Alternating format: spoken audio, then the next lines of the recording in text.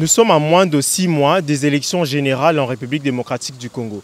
C'est ici, au Fleuve Congo Hotel, que le président de la Commission électorale nationale indépendante a rencontré ce 30 juin les leaders de l'opposition pour discuter du processus électoral en cours. Il s'agit de Martin Fayulu de l'ESID, de Matata Ponyo du LGD, d'Elis Essanga de l'Envol, mais également de Moïse Katumbi d'Ensemble pour le Changement, représenté aujourd'hui par son secrétaire général Dieudonné Bolengetenge. Alors il l'a dit, Denis Kadima, cette démarche vise avant tout à explorer les solutions réalistes pour un processus plus inclusif. En effet, depuis quelques mois, l'opposition multiplie des manifestations de masse pour dénoncer la conduite d'un processus électoral qu'il qualifie de chaotique. Pour eux, les élections ne doivent pas être entachées de fraude.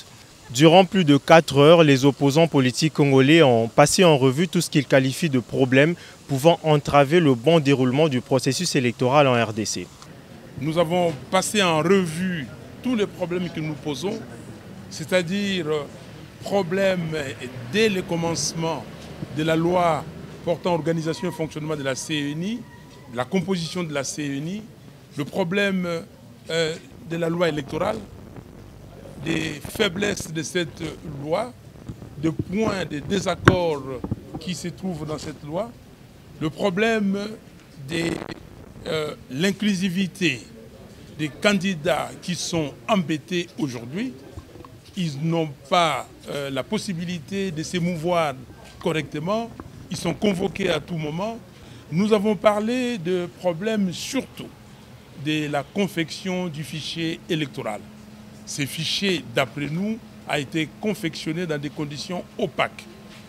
Vous savez tout ce qui s'est passé, les machines défaillantes, le personnel non qualifié, et puis il y a eu, le président de la CENI appelle ça des rumeurs, des cas d'accident où on a vu le matériel de la CENI, des kits électoraux à Kasumbalesa et à Chikapa.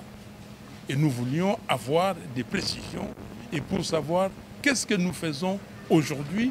Et vous avez un fichier. Et ces fichiers, nous les contestons.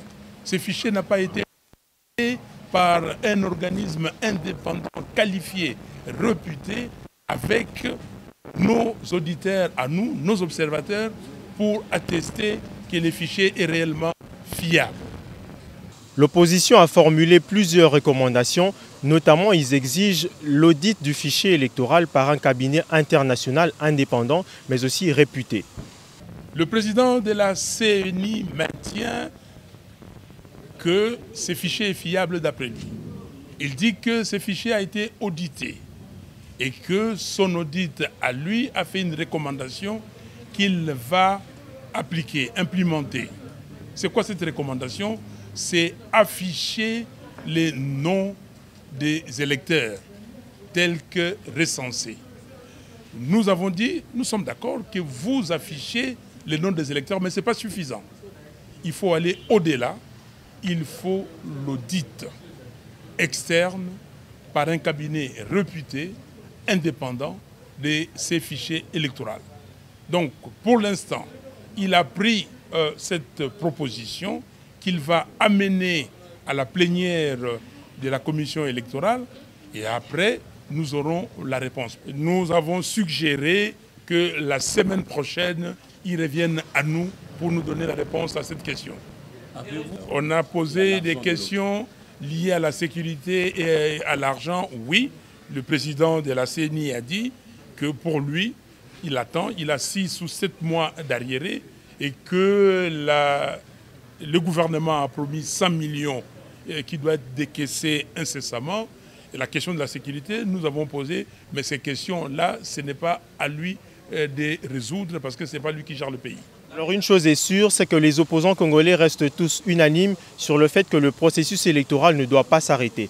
Il doit se poursuivre conformément au calendrier électoral.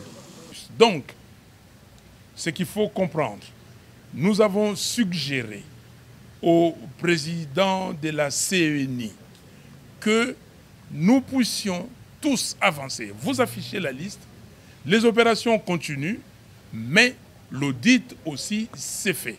Si l'audit vient nous révéler que le fichier était correct, que le fichier a des faiblesses de 2-3% surmontées, nous sommes d'accord. Mais si l'audit nous dit que ces fichiers n'est pas consommable, il faut prendre ses responsabilités, nous prendrons nos responsabilités. Nous continuons le processus et concomitamment aux autres éléments qui sont dans les calendriers, qui sont en train d'être faits, et concomitamment à ça, on fait l'audit du fichier électoral. Donc, ça ne va pas retarder les élections. Rappelons que les 171 bureaux de réception et traitement de candidatures sont ouverts et fonctionnels à travers tout le pays depuis le lundi 26 juin 2023. Ils vont fermer le 15 juillet prochain.